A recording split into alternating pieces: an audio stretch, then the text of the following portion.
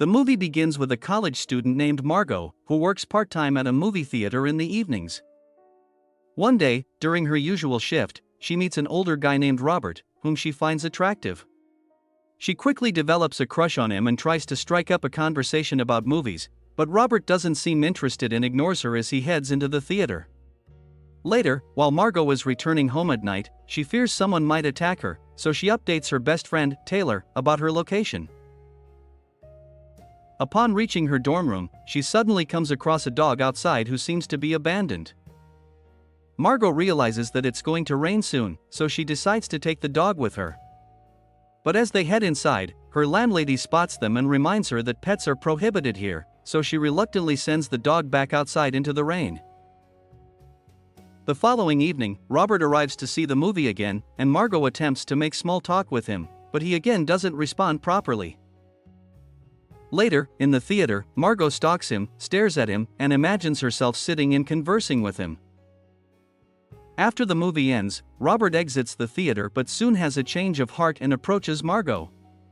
He then asks for her number, and she excitedly gives it to him. Over the next few days, the two continue to exchange flirtatious text messages. Margot also informs Taylor about this, who asks about the guy's age. Margot lies and claims that he is 25, but in reality, he is much older than that. She also begins rambling about how funny Robert is, and that he has 2 cats as well, which means he is a caring person. However, Taylor advises Margot to be cautious and not to move too quickly to maintain control over their relationship.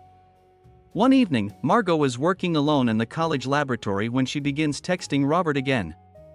She tells him that she's hungry, and he suggests they go out to eat. Although this excites Margot, she also feels that she barely knows the guy. She decides to meet him on her own terms and invites him to the lab instead. Not long after, Robert shows up there with her favorite snacks, making her really happy. After handing her the snack, Robert proceeds to leave, but Margot invites him inside and shows him the laboratory. Margot then begins eating the snacks, and there's a stupid ant that thinks the snacks are for it.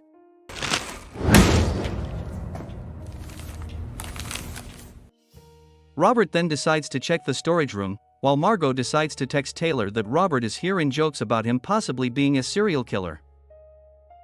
Upon seeing the artifacts, Robert becomes so intrigued that he summons her to the storage room to ask about them.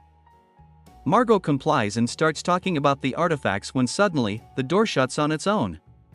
She blames Robert when the door is locked, but he says it must have locked itself.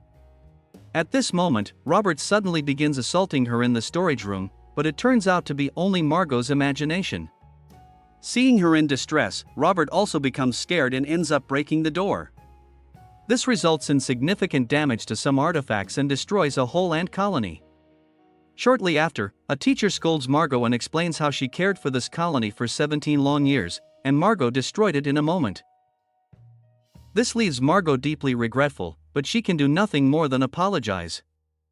Outside, she thanks Robert for the snacks and apologizes for her reaction in the storage room. She mentions that she's leaving for her hometown tomorrow for fall break and suggests they keep texting. They decide not to consider this encounter their first official date. Before parting ways, Margot tries to kiss him on the lips, but he just kisses her on the forehead, so she thinks that he must be a gentleman.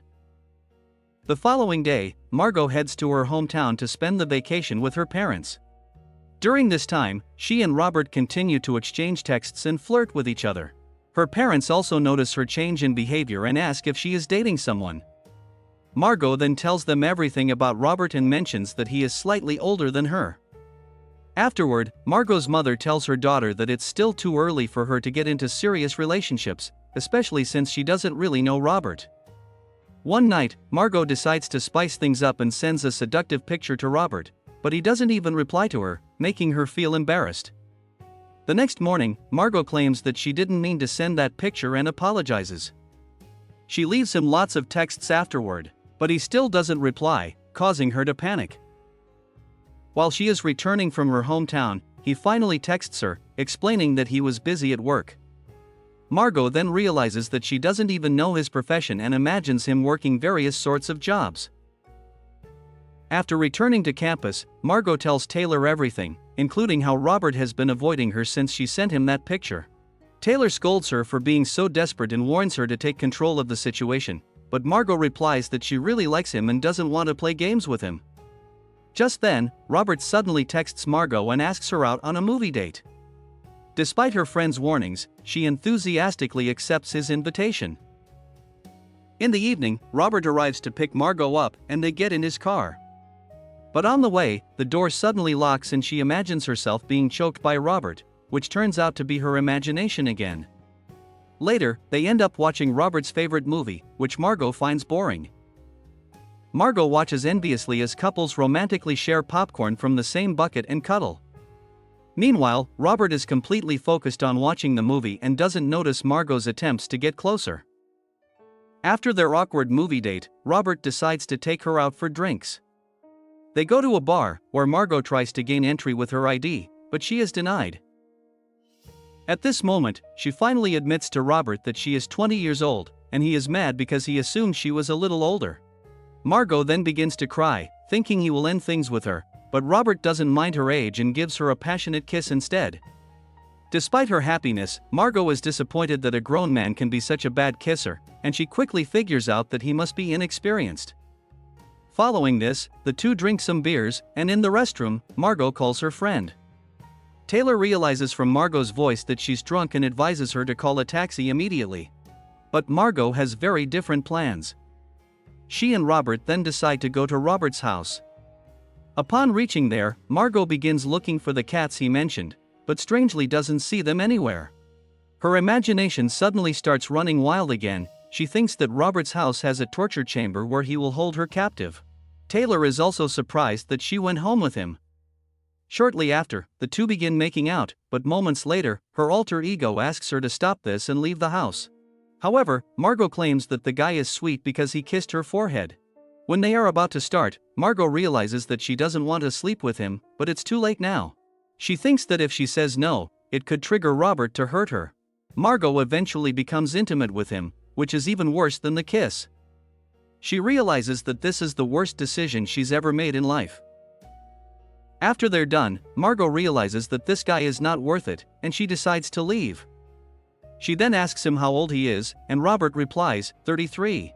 He asks if that is a problem, but she assures him that it's okay. Robert thinks they are committed to each other because of their regular texting and believes something truly sincere started between them when they slept together tonight. Margot is the girl of his dreams. But she feels suffocated after hearing this and claims she must return to her dorm room. Robert is upset. He thought Margot would stay until morning, and he would make her breakfast, but the girl claims her roommate would be worried. Robert then drops her off in his car, but during the ride, Robert is mad at her and demands to know why she dislikes him. However, it's Margot's imagination again, and he safely drops her off at her dorm. As soon as Margot enters her room, she receives a message from Robert. The next morning, Margot confides everything to Taylor and declares she doesn't want to see Robert again. Meanwhile, Robert continues to send Margot messages, so Taylor suggests blocking him on her phone, but Margot thinks it's too harsh. She also reveals how he didn't have any cats, and Taylor suggests that maybe he lied about it to come across as a harmless and nice person. Throughout the day, Robert continues to send numerous texts to Margot, but she ignores them. She believes this will only end when one of them dies, and imagines him dying in various ways. In the evening, she composes a long message about being busy with her studies to end the fling, but Taylor believes it's a little too mild. Eventually, Taylor steals her phone and texts him, "I'm not interested, please stop texting." Margot thinks it's a bit harsh and gets worried, but Taylor reassures her that it's done and advises her not to stress over it. A while later, Robert replies to her, saying he doesn't understand her because he thought they had a good time together. But he still respects her decision and asks her to contact him if she changes her mind. The girls are relieved that it's finally over, and Margot can go back to her former life. The scene then shifts to days later, when Margot is at a restaurant celebrating one of her friend's birthdays. She is having a good time until she notices Robert in the same place, drinking alone. Margot doesn't want to confront him, so she informs her friends about her situation and quickly sneaks out. Later, she receives a text from Robert, claiming that he saw her at the bar. Robert then begins sending her constant messages, expressing how much he misses her. He asks what he did wrong to upset her, or if maybe he was too old for her. Robert's frustration soon turns into aggression, and he begins abusing her through text messages. He even accuses her of sleeping with many guys, and he ends the abuse by calling her a whore. The following evening, Margot is working at the theater when she suddenly notices Robert outside, after which he quickly gets in his car and drives away. Later, Margot heads home alone, but she feels like Robert is stalking her or waiting around. Unfortunately, her phone battery soon dies, and when Margot hears the sound of a car engine, she returns to the theater and calls the police. Margot tells them about her relationship with Robert. She explains how he sent her abusive text messages last night, and today he was outside her workplace. However, the officer says that Robert hasn't technically broken any laws by being outside the theater, so they can't arrest him on that basis. Margot knows that the cops are not going to help her and she is all on her own. So, she contacts Taylor, and the two head to a store to buy some tools for her to defend herself. They also purchase a tracking device and decide to install it in Robert's car to keep tabs on his movements. Later, at home, the girls look at the tracking device and wonder how they'll get the job done. But then, the friends get into an argument. Margot doesn't like how Taylor tries too hard to control everything. After a brief argument, Taylor storms out of the room, leaving Margot to install the tracking device on her own. In the next scene, Margot rides her bike to Robert's house to plant the tracking device on his car. She enters Robert's garage and begins the mission. But then, she comes across a dog, which is the same one she found outside her dormitory on the first night she met Robert. Margot is horrified as it finally dawns on her that Robert stalked her that night and has been obsessed with her since then. Moments later, Robert arrives at the garage and questions Margot about her presence. She accuses him of stalking her and claims that she recognizes his dog. Robert simply asks what's in her hand, and Margot proceeds to use pepper spray in his eyes. Unfortunately, she gets overpowered and ends up spraying herself. Margot wakes up inside Robert's house with burning eyes, and he scolds her for trying to plant a tracking device in his car. Margot requests that he let her go, but he claims that if she gets out like this, he will be blamed for the situation and arrested, no matter what he says in such cases. Robert asks her to sit still until he comes up with a plan that would make him look less like a perpetrator. After this, he begins accusing her of making a fool out of him as she was the one who approached him first. Margot also gets mad and accuses him of stalking her. Robert admits that he followed her that night, but only because he liked her and wanted to know about her. He reminds her of how she used to flirt with him in the movie theater and make advances. Robert demands to know what he did wrong and, if she didn't like him, why she lied to him.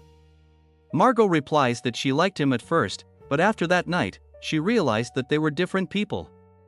The girl then requests water, but he insists she needs a proper saline solution. Hearing this, Margot wonders if he's been sprayed with pepper before. Robert responds that it's actually because he's a nurse and knows about these things, but Margot never bothered to ask what he did for a living. Here, Margot again pleads with him to let her go. She won't tell anyone about this, and they can go their separate ways, but Robert doesn't trust her. He then heads to the kitchen to get something to ease her stinging eyes. Taking advantage of this opportunity, Margot tries to leave, but she notices the dog at the door and gets scared. She then sneakily calls 911, but Robert catches her in the act. Following this, a brutal fight ensues between them in the house. Margot tries to leave, but he drags her back into the house because everything would be over for him. When he tries to hold her hard, she bites him. During the struggle, a cat escapes, which means Robert did not lie about having cats after all. They continue to fight, and they both end up falling down the basement stairs. Here, Margot accidentally sets the room on fire with a space heater and causes a fire.